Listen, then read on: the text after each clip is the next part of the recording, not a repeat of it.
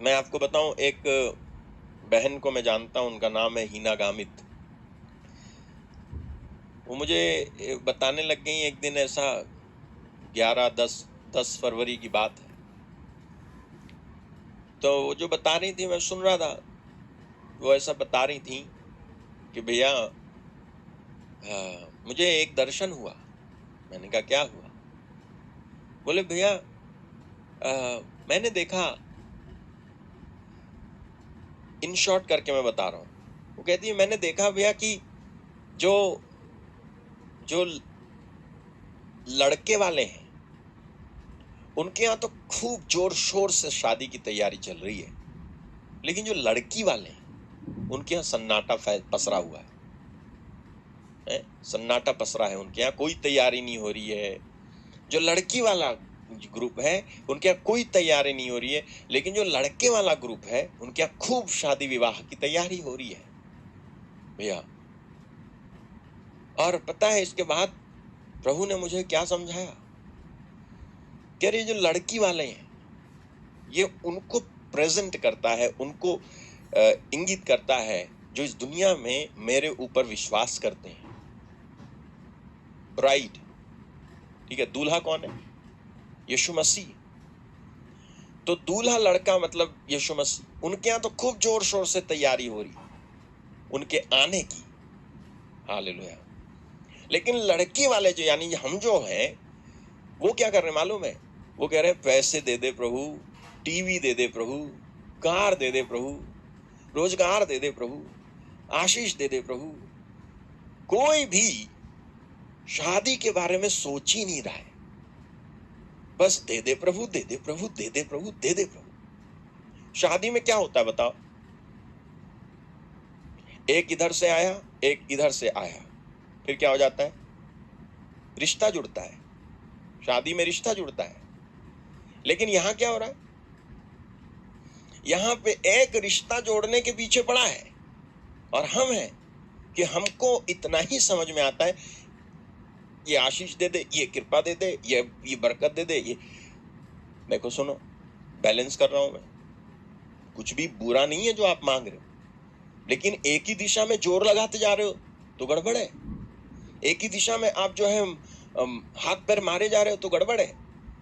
परमेश्वर का पुत्र, आप सोचो परमेश्वर का पुत्र आए यहां पे ले जाने के लिए हमको, और तुमने जो चीज मांगी हो जाएगी तुम्हारे साथ। ये मेरा माइक जाएगा, एक कपड़े भी यहीं रह जाएंगे, नया वस्त्र मिलेगा। अब आप कहोगे भैया तो क्या कहना चाह रहे हो? आप ये कहना चाह रहे हो हम कुछ भी ना मांगे? अरे मांगो, लेकिन उसका असली मकसद जानो। देखो, रहो ऐसे जैसे तुम यहां के नहीं बल्कि तुम वहां के। तुम यहां पे रहो। अरे बाइबल में लिखा है दुनिया की चीजों का उपभोग करो, लेकिन इसमें फंस मत जाओ। तुम्हारी नजरें, तुम धरती पे रहो लेकिन तुम्हारी नजरें ऐसे रहें ऊपर की तरफ। अगर आप कोलोशियंस चैप्टर 3 वर्स 1 पढ़ो तो समझ में आएगा। कोलोशियंस है एफेसियंस है? कोलोशियंस 3:1 देखना जरा। ऊपर की चीज प्रार्थना करने जा रहा हूं, सुनिएगा, मैं प्रार्थना करने जा रहा हूं। देखो सामने क्या लिखा है, पृथ्वी की नहीं परंतु स्वर्गीय वस्तुओं की खोज में रहो जहां मसीह विद्यमान है और परमेश्वर के दाहिनी ओर बैठा है। अगर आपका दूल्हा यीशु मसीह है तो आप जब उसकी पत्नी हो, समझ रहे हो, होने वाली, अभी हुए नहीं है हम, लेकिन होंगे जब वो आएंगे और हमें ले जाएंगे। हालेलुया। ओके, आप अभी से जब एक लड़की को पता चल जाता है कि मेरी इनसे शादी होने वाली है तो क्या होता है बताओ? खूब बातें होती हैं, खूब जो है बातें होती हैं और जो है खुश होते रहते हैं आपस में, शादी होने वाली है, शादी होने वाली है। फिर ये तैयारी भी होती है, फिर मन बनाया जाता है कि हाँ चलो अब मैं अपने मम्मी पापा के घर से चली जाऊंगी, मैं उसके साथ रहूंगी। और अगर लव मैरिज हो रही है तब तो पूछो ही मत, लव मैरिज हो रही है तब तो पूछो ही मत।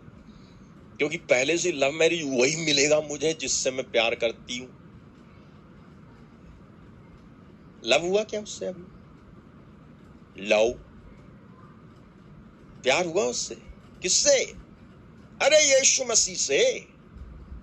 हालेलुया। यीशु मसीह से हमको प्यार हुआ है।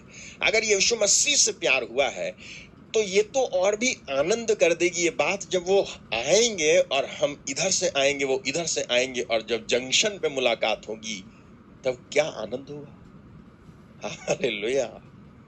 समझ रहे हो?